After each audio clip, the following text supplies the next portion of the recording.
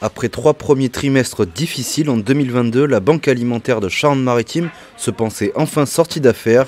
Eh bien non, Engie, son fournisseur d'énergie, en a décidé autrement, en multipliant par 5 sa facture d'électricité le 31 octobre dernier. Une nouvelle qui a eu comme l'effet d'une bombe, comme l'explique son président Robert Gaillard.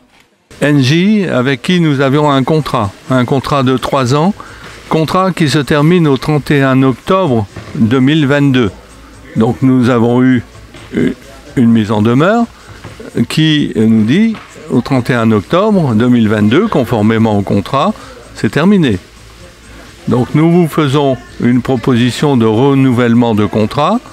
Ça veut dire qu'à consommation égale, au lieu de 40 000 euros, la facture sera de 207 000. Je répète, 207 000 euros, soit 5 fois le montant initial. Une proposition brutale qui a menacé la Banque alimentaire d'une potentielle fermeture et d'une cessation d'activité pour les 80 bénévoles et les 15 salariés du dépôt de Périgny. Il n'explique pas, c'est à prendre ou à laisser. Le contrat arrive, la proposition arrive à 10h et vous devez avoir signé à 17h. C'est pas du on dit, ça a été dit au téléphone. Vous avez une proposition à 10h, elle est valable jusqu'à 17h. Cette année, la Banque alimentaire a subi de plein fouet la guerre en Ukraine et la période de sécheresse de l'été dernier, notamment au niveau de l'approvisionnement. Au total, elle a perdu 76 000 euros de marchandises. Des pertes de plus en plus fréquentes, cumulées à une hausse des prix de l'énergie, qui ont obligé le président à rapidement réagir. J'ai réagi violemment parce que ça mettait en cause l'existence même de la Banque alimentaire. Donc je suis administrateur de la fédération à Paris. Je suis monté pour avertir ma situation et avertir de la fermeture au 31 octobre. Voilà, c'était mon combat. Là, notre président a bien réagi parce que c'est un ancien préfet.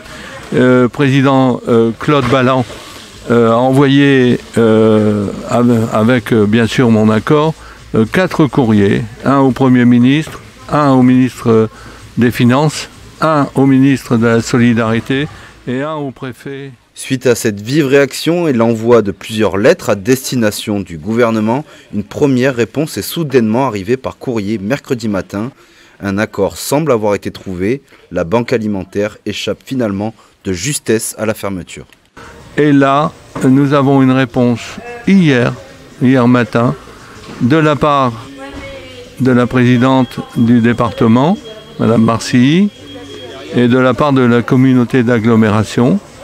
Ils nous accordent une subvention de 40 000 euros. 40 000 euros pour la communauté d'agglomération et 40 000 euros pour le département, de manière à compenser ce contrat d'électricité maintenant signé avec EDF directement pour 120 000 euros. Ça veut dire que clairement, nous avions une dépense de 40 000, nous avons un contrat maintenant de 120 000 euros, et compensé par 2 subventions, celle du département et celle de la CDA. Avec son nouveau contrat avec EDF, la Banque alimentaire peut donc continuer à faire vivre ses 10 000 bénéficiaires. Une collecte sera d'ailleurs organisée le 25, 26 et 27 novembre prochain. Alors si vous souhaitez y participer, en tant que bénévole bien sûr, n'hésitez pas à la contacter.